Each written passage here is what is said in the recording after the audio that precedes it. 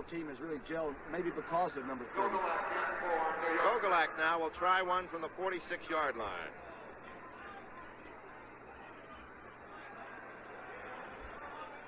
It is good. It is good. The second one today for Gogolak to increase the Giants' lead now to 34-17 with 1 minute and 42 seconds to play. Well, hello. Thank you so much for taking time anyway to check out this video. And welcome to the Gridiron. And in my continuing series at potential draft choices that the Giants might have, at number 11, we work our way to one of Alabama's finest wide receivers in Jaylen Waddle. Now, I've seen him mocked to the Giants in a couple drafts, mock drafts, but there's so many mock drafts out there, it's not even funny. I've even seen somebody pick us to move up a few spots, maybe for some reason to trade with Carolina or the Broncos to get Jaylen Waddle. I don't see that happening. We have a few holes still left on the team and a nice draft for us to secure the services of a few good men to plug in. I mean, if we can get like a good first, second, and if we get like somebody in the third, fourth, fifth round, somebody else like that we can get in to give us some good production, we'll be a lot closer, to being a complete team than if we start trading away draft picks. We're a few pieces away. If we were one piece away, I could see us, trading up, maybe giving away maybe a couple picks to secure the services of, a phenomenal wide receiver. But that's also not Dave Gettleman's, he doesn't do that. He just stays put. I'm sure he's always willing to maybe trade back, but it's got to blow him away. And at number 11, we're gonna have a couple good guys fall to us. It's inevitable. I'll get to that toward the end of the video. But anyway, Jaylen Waddle. I was looking at his his videos. Guy's like a human joystick. He's 5'10", weighs a little over 180 pounds. He's 22 years old. He runs in the 4.3s. Now he did break his ankle against Tennessee in October, return to kickoff. So he's still recovering from that. So there's no 40 time in one of his pro day, the Alabama pro day. So he's still recovering. He did return to the championship game, so he missed a good portion of the season. From October to the championship game, he didn't play. He was recovering from ankle surgery.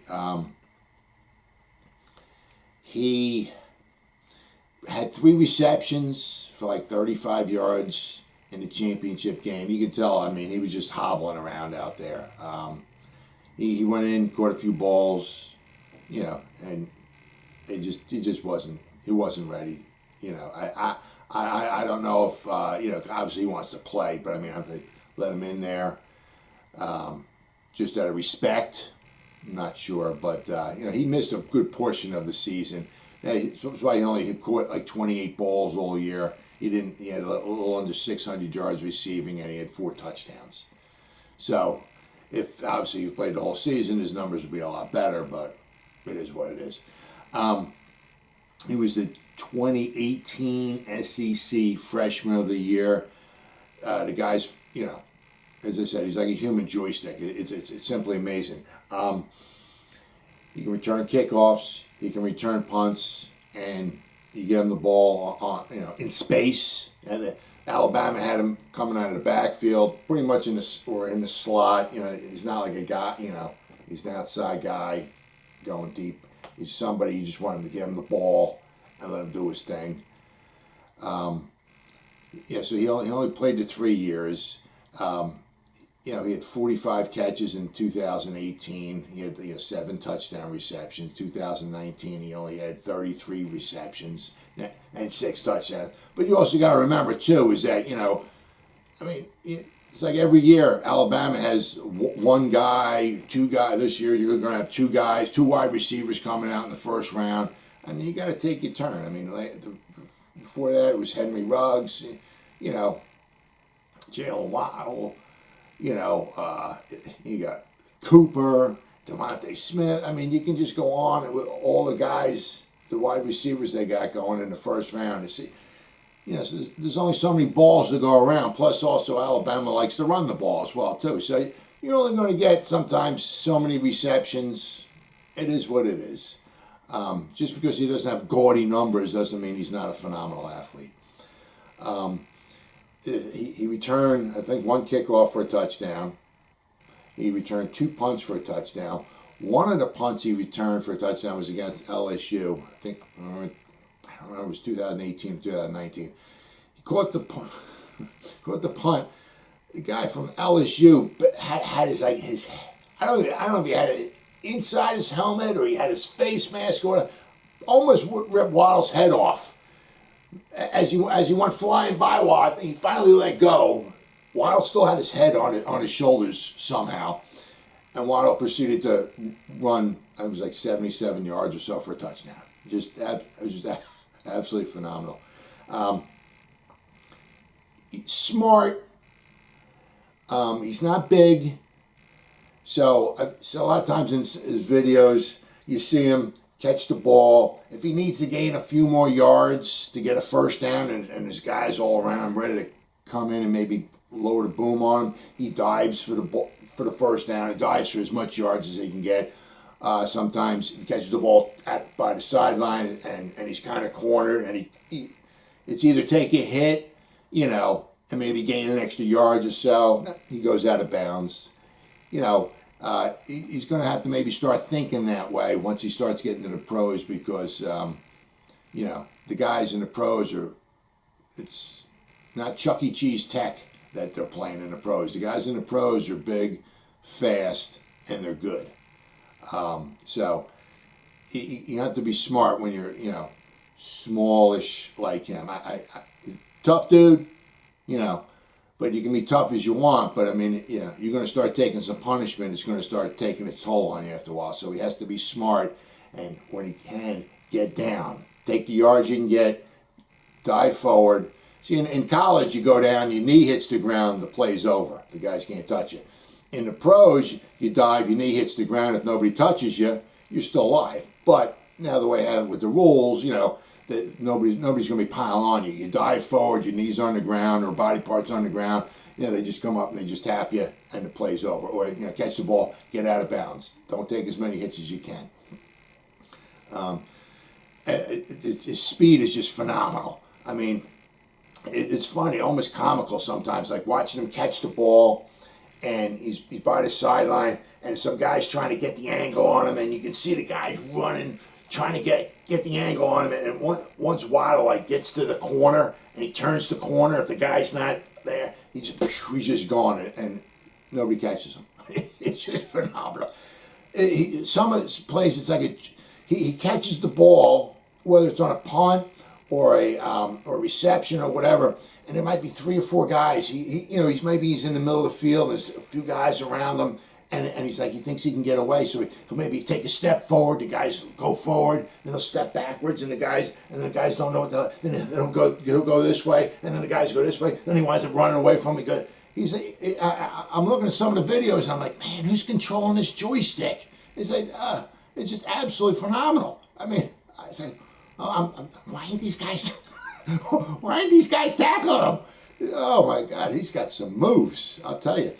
If the Giants were to get him, or if they fell to him and they were to draft him, you can't be upset. You know, there are holes. You know, we have our receivers, but as Gettleman says, you can never have too many good athletes at one position. So if he were to fall to us and we were to take him, I guess I couldn't be that upset. The question is now, because I mean, a lot of it is that, you know, he's like in a slot, so. Does that mean Sterling Shepard's going to make, you know, can we take Sterling, put him where Slayton's at? Slayton's on the sideline. Slayton's now number 4. I mean, obviously, if you draft Jaylen Waddle number 11, you got to put him in there. So it'd be interesting to see, you know, what you do. But also, you know, will he return kicks for us? Will he return punts for us? You know, Where will we put him on the offensive side of the ball? In the slot, sometimes get him in the backfield, coming out of the backfield. A lot of it just get him the ball, get him in space, get him the ball, and let him let him do his thing. So if we were to get him, I wouldn't be I wouldn't be upset. Now, as I said, but there's the draft order. We got there's 10 picks in front of us. I mean, the way things are looking, 4, possibly 5 quarterbacks going to go in front. Is Mac Daddy Jones from Alabama is he gonna get picked? Somebody gonna so you got at least 4. Penei Sewell probably gonna go. Slater gonna go. Pitts, he might go. Micah Parsons, is he gonna go? The Cowboys maybe pick Surtain in front of us. Probably Chase is gonna go. So you're starting to dwindle, get it down where, you can see maybe a Devontae Smith or Jaylen Waddle makes their way to us. The only thing is, are we going to pick them? We have more pressing needs on the offensive line, or maybe an edge rusher / defensive lineman than we do a wide receiver. Because when we got Golladay, I don't want to say we solidified the offensive, our offensive wide receivers. We can always use some extra talent, but we kind of plugged one of the holes somewhat. So, now the more pressing needs would be maybe a Parsons or an offensive lineman. The only thing is that number 11 or any of those guys going to be there. And if Smith or Waddle were to fall to us, especially Waddle at number 11, would Dave Gettleman take him? If he did, the talent's there. If we were to take him in number 11, you can't be that upset. We do have other pressing needs, but if we were to take him, I'd be all right with it because the guy's phenomenal. I mean, human joy, and he's fast too. Get him the ball and let him do his thing. I mean, could you imagine Saquon Barkley coming back to almost 100%? As fast as he is, and then having Jaylen Waddle out there as well. Woo! That'd be a nice offense. Daniel Jones would have no excuses then. No excuses. Well, as always, people, thank you so much for taking time out of your day to check out this video. You guys stay safe out there and go Giants.